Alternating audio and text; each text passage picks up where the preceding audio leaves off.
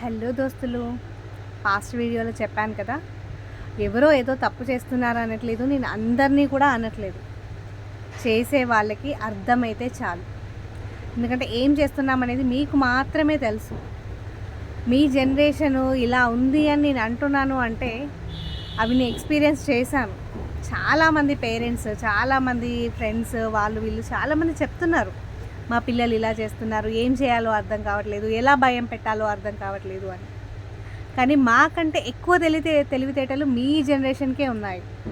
మాకున్న నాలెడ్జ్లో మీకు చాలా ఎక్కువ నాలెడ్జ్ ఉంది, ఎక్కువ మెమొరీ పవర్ ఉంది. మేము చదివిన చదువుకి మీ చదువుకి కంపారిజన్ చేస్తే అసలు అప్పుడు ఇలాంటి చదువు మేము చదవగలిగే వాళ్ళమా అనిపిస్తుంది. మా సబ్జెక్ట్స్ తక్కువ, మీ సబ్జెక్ట్స్ చాలా ఎక్కువ. అయినా మీరు అవన్నీ చదువుతున్నారు, పాస్ అవుతున్నారు. అసలు ఫెయిల్ అనే ఛాన్సే లేదు, ఎవరో ఒక్కరు.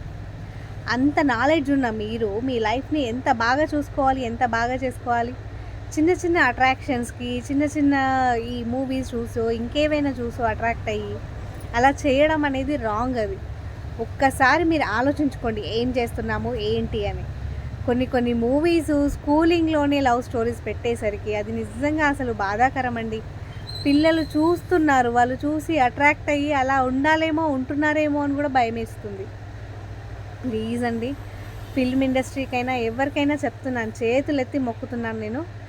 కొంచెం పిల్లలు అలా అవ్వకుండా ఉండాలి అంటే కొన్ని లిమిటేషన్స్తో మూవీస్ తీయండి, కొన్ని లిమిటేషన్స్తో ఈ సోషల్ మీడియాని రన్ చేయండి. ప్లీజ్ అండి, ప్లీజ్.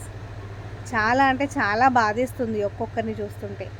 మంచి చదువుకోవాల్సిన వయసులో వాళ్ళు ఏం చేస్తున్నారో, ఎలా దేనికి అట్రాక్ట్ అవుతున్నారో ఏంటో ఏం అర్థం కావట్లేదు.